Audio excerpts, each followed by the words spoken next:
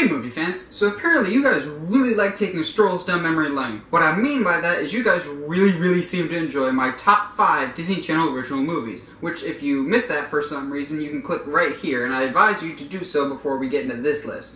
Basically what I'm going to do today is I'm going to do the exact same thing except with the movies that I missed the first time around, because there's so many good Disney Channel original movies from way back in the day. I'm not so keen on the newer ones. So what are some of the ones that I didn't get around to the first time that really are some great Disney Channel original movies? At number 5, we got Phantom of the Megaplex. Now, Disney Channel back in the day, that was their strike zone right there. They really knew how to make good Halloween movies. Every year, I really looked forward to October because they would show all their scary-ish movies again and again throughout the whole month.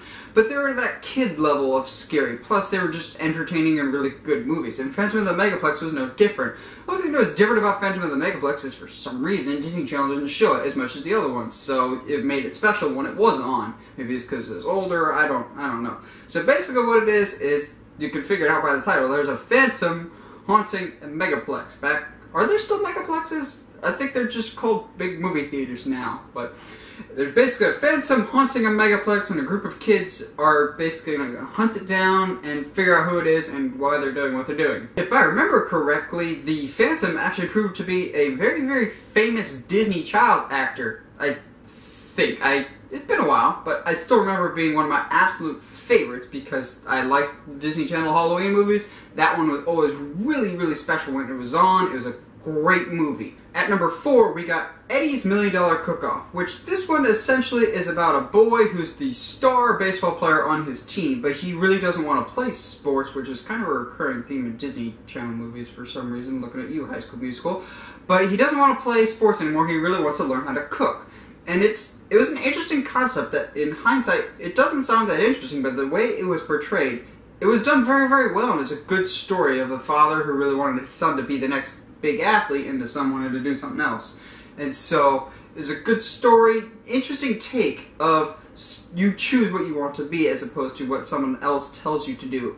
It was an interesting story and made cooking cool. Made cooking actually really entertaining to watch, as it was some form of a competition that he wanted to win. Made it almost like an alternative to sports of, hey, I want to watch this cooking competition that's worth $1 million.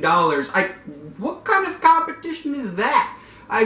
Maybe there is, and I'm just missing that. Is there cooking competitions where you can win $1 million besides this one?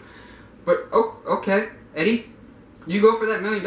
At number 3, we have Get a Clue.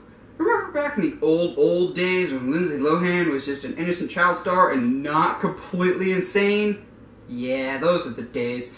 This one kind of fell by the wayside, which is weird because it was a really good movie. Back in the day, Lindsay Lohan was like the it Disney girl with Herbie and The Parent Trap. And then there was this one that just kind of happened, but it was really good. So basically she's playing detective through this whole story with some of her friends. And it was a really good detective story. Like, Disney knew how to tell good stories, but not dumb it down for kids. It was a really good and interesting, and at some points really action-packed and intense adventure story. If anybody knows where to find these classic Disney movies, especially like Get a Clue, let me know in the comments or something. I would love to see these again, but they're incredibly hard to find, so comment that below. And maybe we can get back to that Lindsay Lohan and not the that Lindsay Lohan, but who knows? She's probably going to be crazy for a little bit longer still. At number 2, we have Now You See It. No, not Now You See Me, the one with Jesse Eisenberg. The one with the girl from Phil of the Future and the guy with the magic powers. That one, okay? We're tracking? We're on the same path? Okay. So, this one, it was different than anything we'd seen before. And once again, it was one of those really strong Halloween-esque movies. I don't know if it came out in October, but once it was released, it played over and over again in that October month, so that's why I'm lumping it with the rest of the Halloween movies for Disney Channel, because they were all really good, and this one really led the pack in that. He basically has these magic powers and goes to this older mentor for honing of those abilities. But, of course, the mentor's evil, and it's butting heads a little bit. The ending still, to this day, confuses me, and it's a little bit ambiguous as to what happens, but I won't go into that. It was just a really clever out-of-the-box idea that Disney Channel did with Now You See It, and I really, really wanted a sequel, but we never got it. And at number 1, we have Smart House. Now, Ryan Merriman also did several Disney Channel movies. One of you was good enough to comment that he's actually doing something nowadays. He's apparently on Pretty Little Liars, so thank you for that comment. That actually clears stuff up, because in the last video, I had no idea where he ended up. So in Smart House, Ryan Merriman is with his dad and his little sister as they move into this new house that he won via a sweepstakes, because he's like a tech genius and he was online and he entered some contest online because that's completely safe. But they move into this new house. It's completely like modern, well, 1990s modern, and at first it seems really, really safe and secure, but then there's some problems with the computer being more or less like overprotective and seeing that there's a mother void taking place, and the house wants to fill in that void themselves. Herself? Themselves? I don't know how you genderize a computer, but I'm just gonna go with herself.